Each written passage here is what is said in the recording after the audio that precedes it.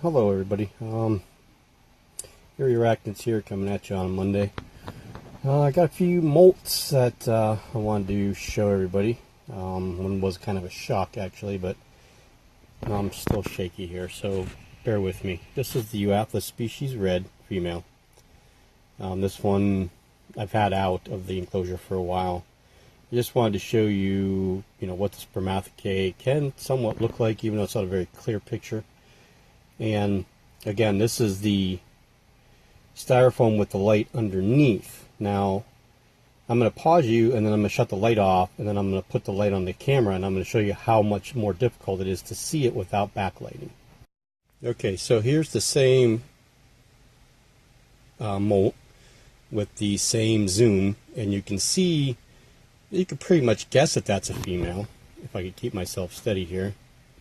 But you really can't see it the way we saw it with the backlighting. And this is, of course, this is at normal 1 times. This is at 4 times magnification.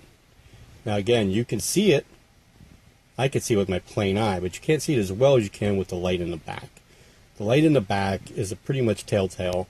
It'll tell you everything that's there. It'll show you things that you can't see with the naked eye, and especially can't see with forward shining light.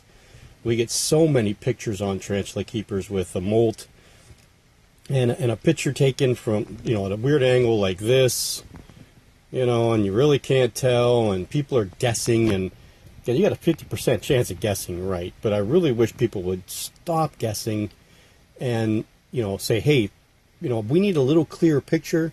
Try shining the light from behind or get a better focus or, different lighting, something, before you just say, oh, well, I don't really see anything, so it's male. And that's the big thing, is that people don't see something, it's male. It happened the other day. I asked for somebody to backlight the molt. I had like 6 or 7 people flat out say male, 100%. Shined the light through the back, and there was the beginning of spermathecae. That wasn't visual from front picture taking, front lit picture taking, I should say. So again, there's this one here, and I already knew she was a female, so it wasn't anything like it was a surprise because she had laid an egg sac before. So I did do a video of her. She's not ready to eat yet, but so yeah, that's her. And I did get the cambridgei molt out, and I couldn't sex it. It was just too twisted in the area. So when I tried to pin spread it, it just tore. What I could see, I would suspect male, but I really didn't see much of anything, so we're just going to call it as unsexed for now and worry about it the next time it molts. But it is very active, so it's probably ready to eat. So let me get the next molt. I'll bring the spider down, show you the spider, and then I'll put the molt on this styrofoam and pin it, and then we'll be able to look at that one. Okay, here's Helena.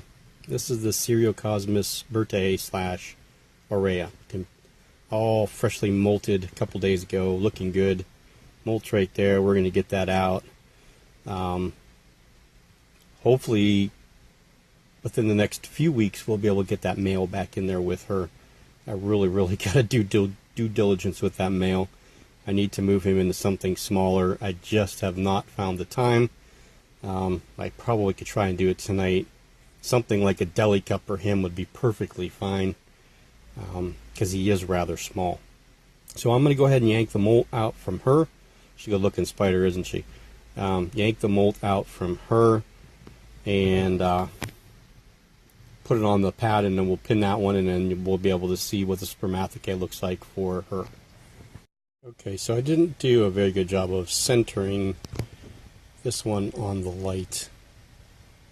You could see the 2 dark spots maybe there. You could see them. I could see them through the screen here, but not as visual as we did the other one, only because I didn't get her on the light, her molt on the light, right? But you can see the 2 little spots coming from that whitish spot there, which would be the uterus externus and the 2 spermathecae. And then here is with light. And if we put the light in a better place, we're still not getting a very good view.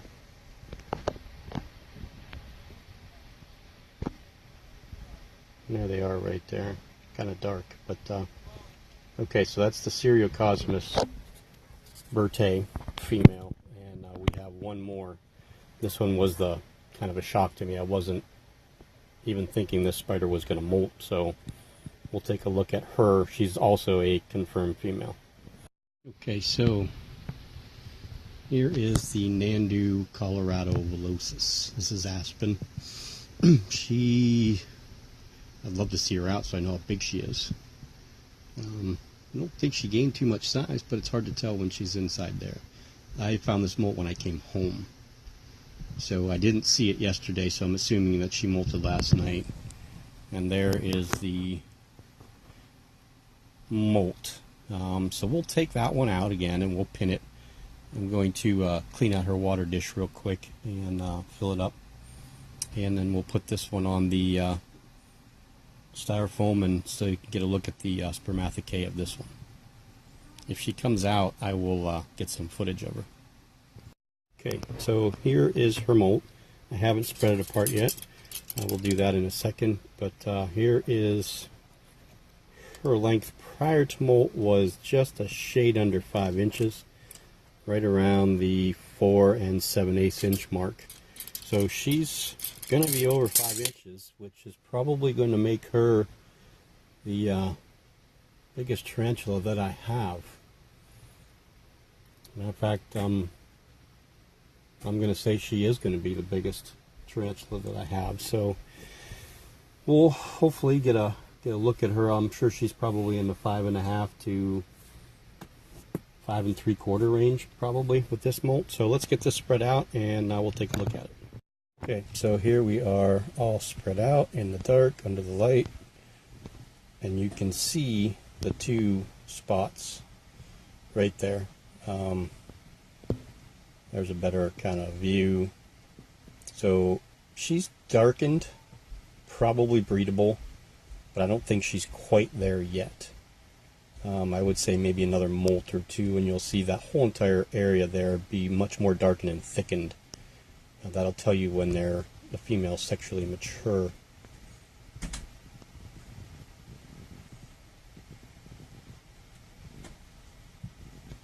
I'm going to sneeze. Excuse me for a second.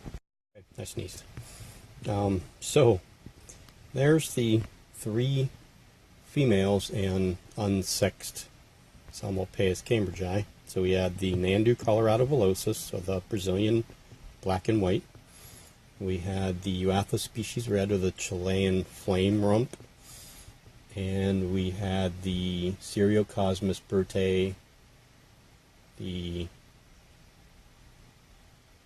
Peruvian dwarf beauty, I think. I'm not 100% positive on that name. Bertae, aurea, still haven't really found out. I'm pretty sure it's aurea, not bertae, but okay, so and these aren't, I think, if you had something thinner than what I have here, you'd be able to probably see it a tad bit more clear, or of course with a microscope you'd be able to see it super clear, because you'd have that backlight shining through the molt and be able to see it super clear. So those were the girls that molted for us, and I don't really have. I'm not going to feed anybody tonight. I am going to set up the H. maculata enclosure. I'm still a bit tired from yesterday, and it's a long drive there and back, long day. So I hope this was somewhat informational and you can get through the shakiness. I think there's a way on YouTube I can rectify the steadiness of the camera, but yeah, I do need to feed the Phamphobedius platyoma. She has been out an awful lot. I need to give her some water, which I'm going to do as soon as I shut this off. And then I need to check my Acanthoscuria geniculata, because that one's getting real close to molting and will need a new enclosure when it's done. So, well, thanks for watching. Like, subscribe, do whatever, comment, ask me questions, do whatever you want. But for now, we'll see everybody later. Just a little bonus footage of the Grammostola species mall.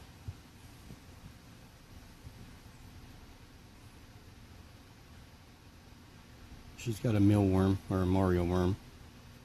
It's her second feeding since she's molted. I do have someone that has a male penultimate that is going to send him to me to raise until he matures and then breed with her. Hopefully that will work out. Probably not something that'll happen this year, but most likely next summer or fall. My Psalmopoeus male is still holding back from molting.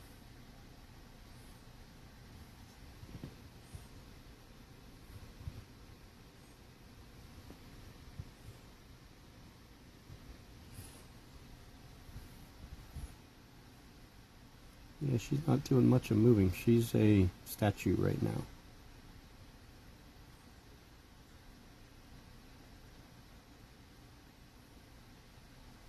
She's actually not very big, and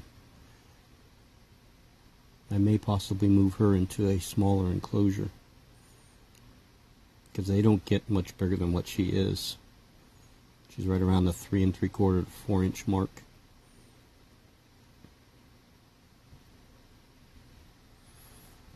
Okay, we'll probably do one more bonus footage video. Probably try and feed the Platyoma. Okay, so here she is, and trust me, she is ready. This is going to be quick.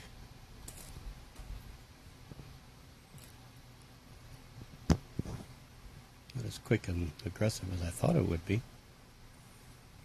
She was inside her den there. I put that leaf in front as a plate, and she attacked the leaf when I moved it.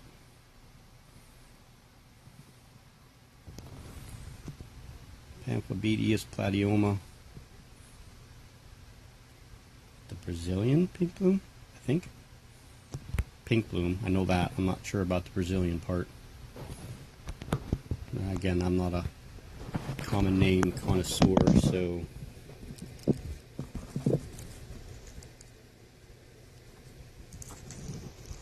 here's the flick of the hair.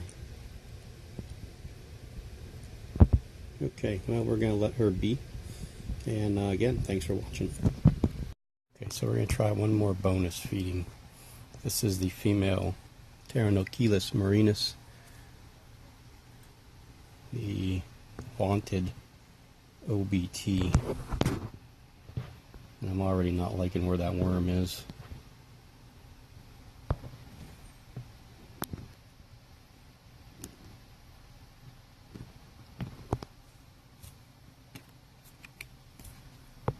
She is striking at it.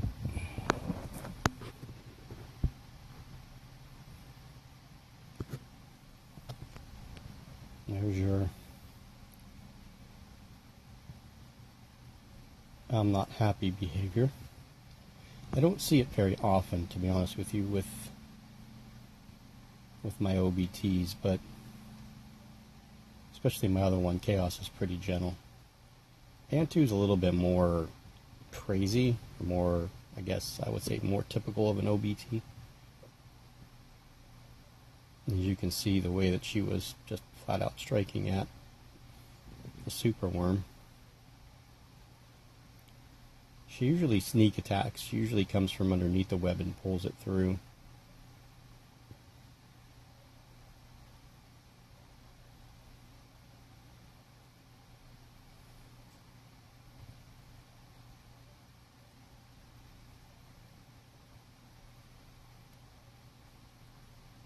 She knows it's not going anywhere, so she's taking her time, really.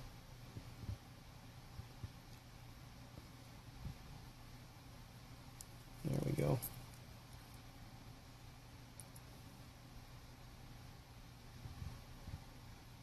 Usually she just yanks it, pulls it straight back, and goes down into her burrow there, but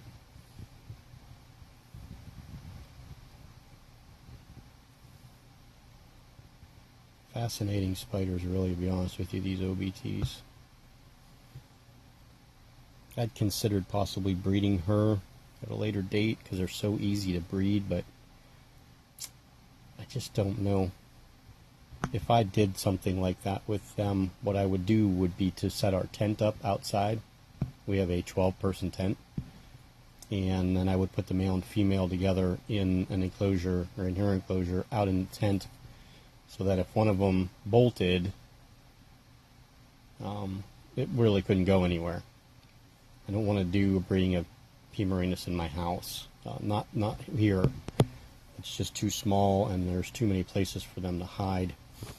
I don't have that tarantula room that I can seal off, and if they get out, you just kind of wait them out. But so, yeah, Bantu bonus feeding video, or bonus feeding clip number 3. Okay, this is it. Have a great day.